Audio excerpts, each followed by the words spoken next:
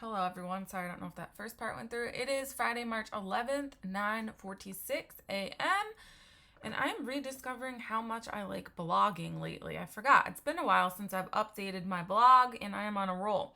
So I wanted to read my unpopular message of the day, and this is going to no doubt ruffle some serious feathers, but that's okay. That's why I'm here.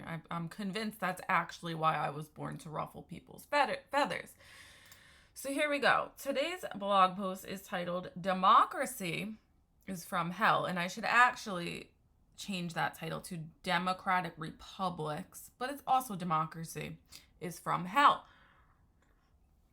And so if we understand this, maybe we can understand why it's so tragic that the Vicar of Christ, Pope Francis, has seemingly shunned and shied away from the position of Vicar of Christ, the title, I should say, and kind of wants to give the appearance with his synod for synodality and all this that the church is more of a democracy than a monarchy. And that's just a lie. That's just a lie of the devil. And as I end this blog post, I will also begin it with this thought. And this is a quote by Hilaire Belloc, who is a Catholic author. And he says the following: "For when kingship is weak, the powerful oppress and destroy." Wow, don't we see that happening right now? Think we do. Think we have a little bit of a weak king problem in the Vatican. Anyway, that's not what this is about. This is just about, in general, democracy is from hell. So, it is hard for man to look at himself in honesty and shatter the belief system he has been born into in order to pursue the truth. I understand intimately how the truth can seem bitter at first, but when pursued to its apex can also bring a great hope. Now is the time where we need to pursue this truth, especially in regard to our man-made political systems, namely the democratic republics, and on the other end, communism.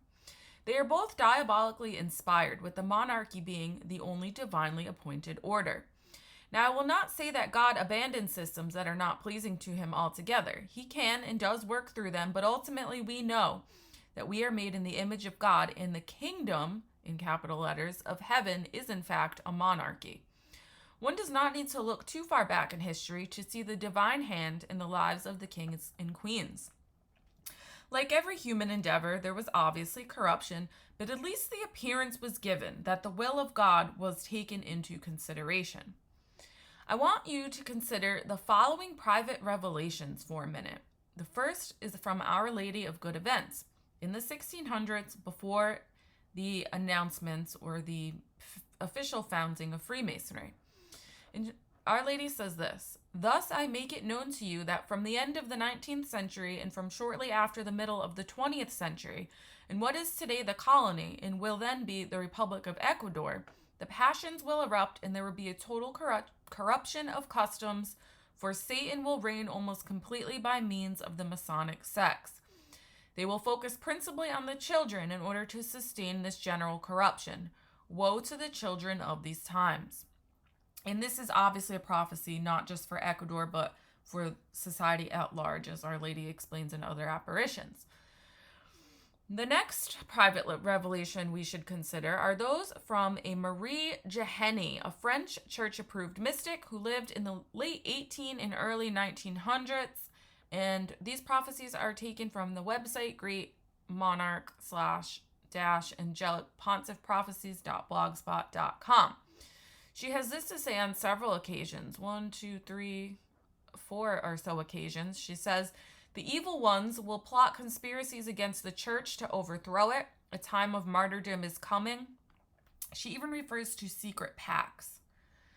She says this in 1920, which I find fascinating because 1920, what happened that year? The canonization of Saint Joan of Arc, the saint most well known for doing the will of God to restore the divinely appointed order. So she says this: "In the chamber of hell in Paris, the black laws will be passed. They will be a type of refinement and unprecedented evil that will be directed against the faith and the church, an attempt to erase everything of God. They will go to the point of effacing the arts and to remake them under a hideous form. Terrible, and all that they prepare and approach. The commentary.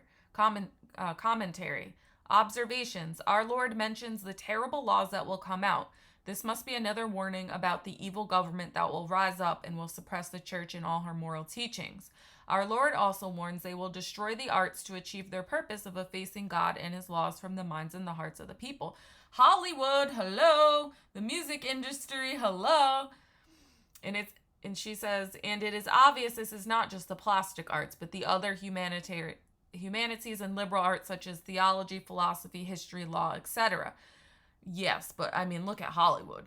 The movies, the play, everything. The evil is described as refined, meaning so smooth and subtle we will hardly notice how it is being slipped in until it's almost too late. Well, here we are. In fact, we are seeing this take effect in the world right now to pave the way. Universities have become ultra-left liberal breeding grounds, and many so-called Catholic universities are anything but Catholic. Theology and philosophy courses have become liberal and slanted away from anything resembling the conservative side. You can now be any gender you want, and we see now histories being rewritten or erased. Statues are being pulled down. If someone doesn't agree with a historical figure, they are now being airbrushed, I would say canceled from history. Socialism and even communism are now becoming popular among the younger generation. We are told to hate Columbus for his tyrannical destruction of the indigenous peoples, pagan worship, and to be ashamed of our Christian missionary history. Even literature departments are not spared. Several years ago, I browsed every major college website in the USA and UK with an English department, and all of them either have a professor whose main subject is queer theory or culture, or their department offers courses on queer culture and literature, etc. Parents who think English lit is okay, or the arts, probably have no idea what colleges are teaching these days. If you are conservative at all now, you will hardly stand a chance at a university campus. The next one she has is April 20th, 1874. About modern democracy. It is from hell itself, the Luciferian regime par excellence.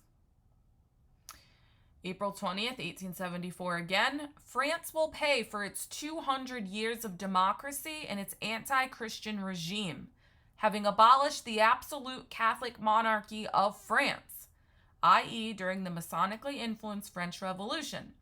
But, she says, the monarchy will eventually be restored. Which is crazy because that would mean what? The entire collapse of the natural created order right now, or of the created order right now, humanly created order.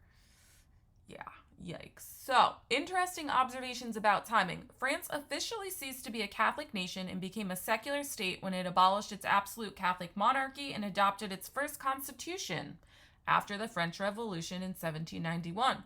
France was declared a republic in 1792.